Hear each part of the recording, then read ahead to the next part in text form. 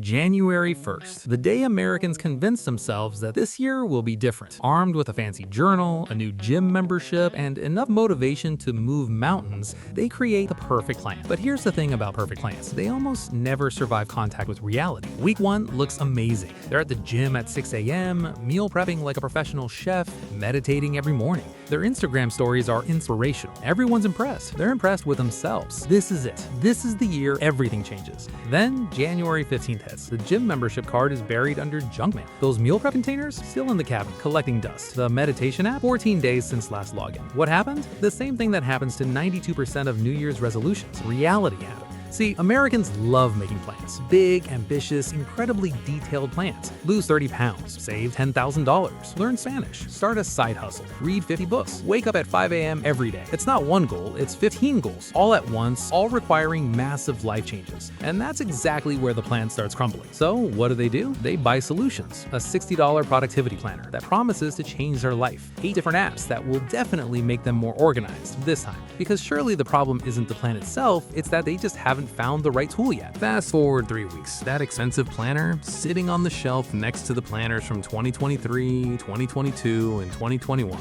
all barely used, all represented the same hope that this would be the system that finally worked. The app's 47 unread notifications that get ignored every single day. Then there's subscription culture. Americans see a good plan and immediately want to automate it. Meal kit delivery? Sign me up. Book club subscription? Absolutely. Fitness box, beauty box, snack box, surprise box. If it can be delivered monthly, they'll subscribe to it. It feels like commitment. It feels like a plan.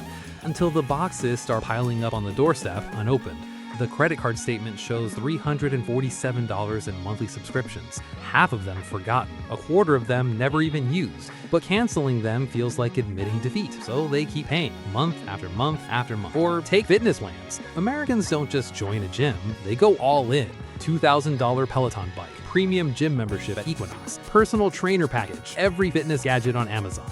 Because if you're gonna get fit, you might as well invest in yourself properly, right? 3 months later, the Peloton is the world's most expensive clothing rack. The gym membership is unused. They've paid $450 to go exactly 0 times. The personal trainer sessions canceled after 2 weeks. Turns out you can't buy motivation.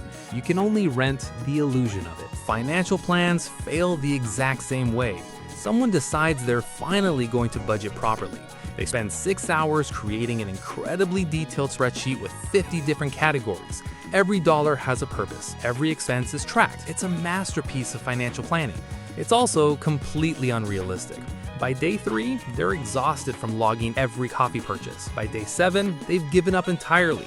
The spreadsheet sits abandoned, their spending habits completely unchanged. But hey, that spreadsheet sure looked impressive while it lasted. Kitchen gadgets are another classic American good plan gone wrong. Air fryer, Instant Pot, juicer, bread maker, spiralizer, sous vide machine. Each one purchased with genuine intentions, each one representing a vision of a healthier, more organized cooking life. Reality check, they're all still in their boxes. Meanwhile, they're on their phone ordering $35 takeout, standing literally next to $800 worth of unused appliances that were supposed to save them money on food. The irony is completely lost on them. Workout clothes tell the same story. $500 of Lululemon, premium Nike running shoes, matching sets in every color. Because looking the part is half the battle, right? If you're dressed like an athlete, you'll train like an athlete. Except they're sitting on the couch in an old ratty t-shirt, watching Netflix, while $500 of activewear with the tag still on sits in their closet. The clothes were never the problem. The plan was. Grocery shopping becomes another expensive failed plan. They go to Whole Foods with pure intentions. Cart full of kale, quinoa, exotic vegetables, everything organic. $340 at checkout. This is it. Clean eating starts today. 2 weeks later, all that beautiful produce is rotting in the crisper drawer while they eat delivery pizza. $200 worth of groceries go straight into the trash. The plan to eat healthy didn't account for the reality that they hate cooking and they're tired after work. Online courses are the modern version of this trap.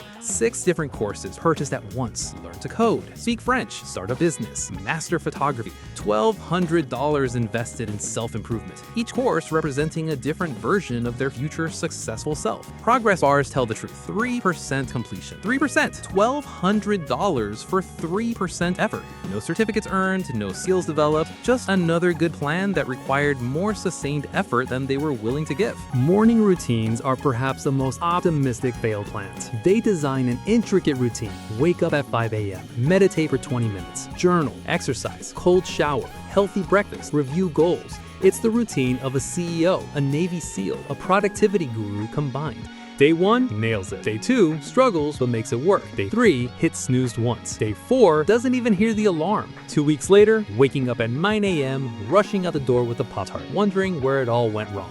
The routine lasted exactly 48 hours before reality crushed it. When plans fail, Americans don't adjust expectations. They spend more money. $500 personal development seminar, $300 coaching program, $200 masterclass, because surely the answer is out there. Surely someone has a secret they're missing. The materials sit untouched, videos unwatched, workbooks completely blank, Facebook group never joined, $1,000 invested in solutions they never implemented. The plan was to transform their life. The reality is another expensive lesson in the gap between intention and execution.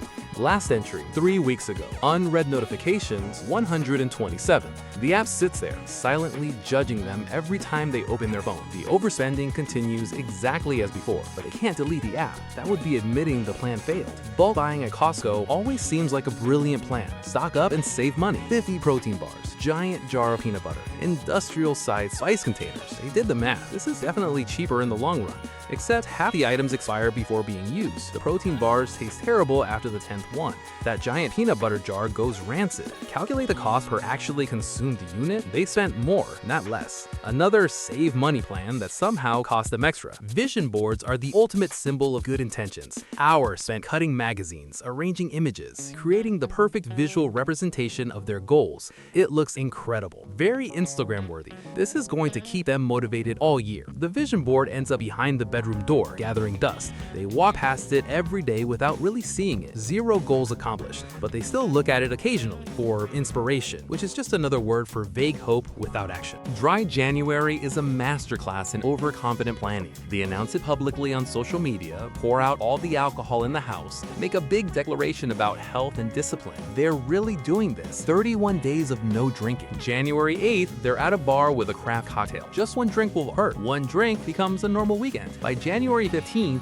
Dry January is a distant memory, but they don't delete the original post. They just hope everyone forgot about it. The pattern repeats everywhere. Guitar sitting dusty in the corner after 3 lessons, podcast equipment for the show that published 1 episode, HelloFresh boxes piling up because cooking the meals takes effort they don't have. Every failed plan has the same origin story. Great intentions, 0 sustainable systems. Here's the brutal truth that Americans refuse to accept. The plan always looks perfect on paper, organized, achievable, life-changing, but the plan exists in a fantasy world where motivation never fades, energy never depletes, and life never gets in the way. Real life is messy, exhausting, and full of resistance. Good plans fail because they're designed for perfect people living perfect lives. And here's the really crazy part. Knowing all of this, they'll start another perfect plan next week. Same enthusiasm, same belief that this time will be different, same expensive tools and subscriptions. Because admitting that the problem isn't the plan, it's the complete disconnect between ambition and actual behavior that's too painful to face. So the cycle continues, the wallet gets lighter, and Common Blunders keeps documenting the predictable disaster. Subscribe if you're ready to stop planning and start being honest with yourself.